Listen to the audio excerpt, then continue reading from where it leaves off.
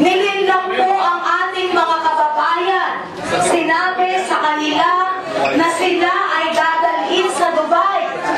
Sila ay dadalhin sa Dubai para magtrabaho doon sa mga restaurants o hotels. Pero ang katotohanan, sila pala ay dadalhin sa Iraq para magtrabaho, itayo ang US Embassy doon. US Department, alam nila na ating mga kababayan ay pupunta doon. Sapagkat hindi simple ang sino bang individual na makapasok sa mga pag-aari o kustodiya ng US. Kaya sinasabi po natin na malaki ang kinalaman ng US Security Department dito sa pagtatraffic ng ating mga kababayan. Natapusin ang kasong ito.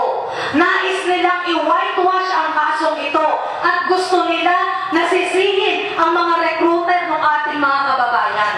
Ibig sabihin ito walang sala ang kanilang mga sarili bilang responsable sa kapahamakan na ito ng ating mga kababayan. Kaya hindi sila nagsasalita, hindi nila kinukundina ang US, hindi nila sinasabi na dapat malabot ang US sa kanilang ginawang trafficking na ito sa ating mga kababayan.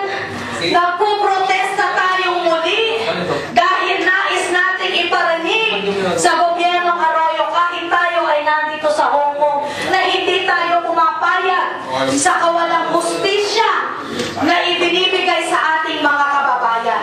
Hindi natin nahayaan na makaligtas ang US State Department, ang mga recruiter na iyan sa kanilang katampalasan sa ating biktima ng human trafficking. At ngayon din po ay nananawagan kami na itong si Brion ay patalsikin na